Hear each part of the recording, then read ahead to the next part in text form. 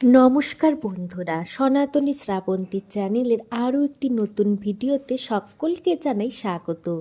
আজকের ভিডিওতে দেখাবো আমাদের পাড়ায় সরস্বতী পূজা আমরা কেমনভাবে করে থাকি। সরস্বতী পূজার আগের দিন রাত্রেই আমাদের ঠাকুর নিয়ে আসা হয়ে গিয়েছিল।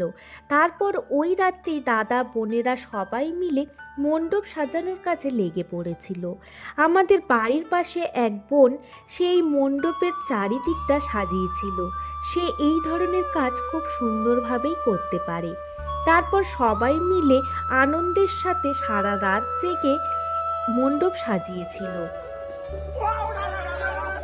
আমাদের পূজার মণ্ডপটা কেমন সাজানো হয়েছে কমেন্টের মাধ্যমে জানাতে ভুলবেন না।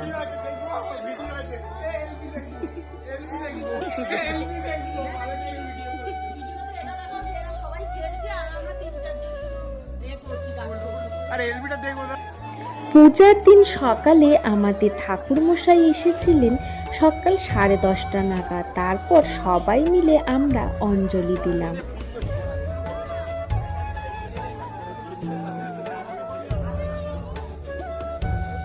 আমাদের এখানে সরস্বতী পূজার দিন রাতেই আমাদের খাওয়া দাওয়ার আয়োজন হয়, তাই সবাই মিলে বিকেল থেকেই সবজি কাটা শুরু করে দিয়েছিল। আমাদের সরস্বতী পূজার মেনুতে ছিল ফ্রাইড রাইস, আলুর দম আর মিষ্টি। সবাই মিলে রান্না বান্না করছিল খুবই আনন্দের সাথে।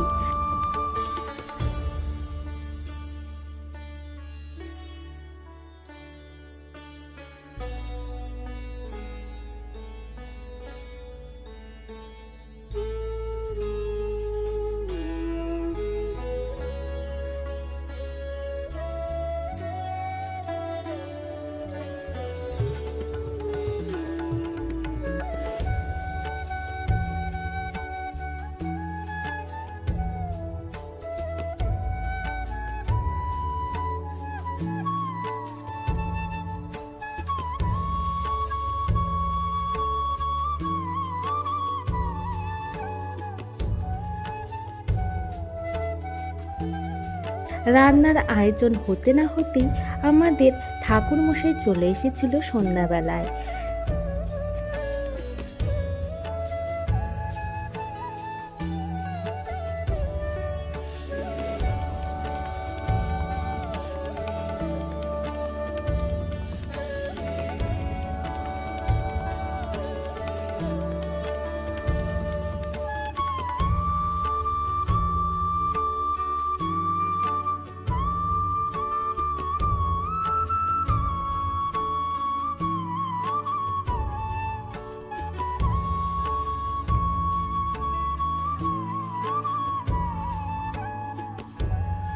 সন্ধেবেলায় ঠাকুরের হোম যজ্ঞ আরতি খুব সুন্দরভাবে সম্পূর্ণ হয়ে যাওয়ার পরেই রাত্রে সবাই মিলে আমরা একসঙ্গে খেতে বসে পড়েছি।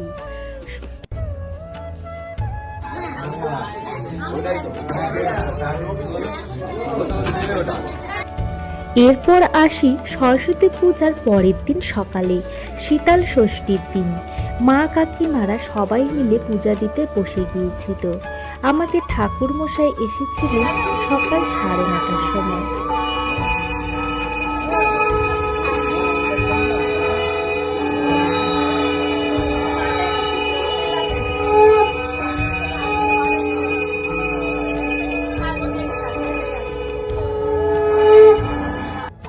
শীতল ষষ্ঠীর পূজা সম্পন্ন হয়ে যাওয়ার পরে সবাই মিলে প্রসাদ মাখতে বসেছিল। তারপর সবাইকে প্রসাদ দেওয়া হলো।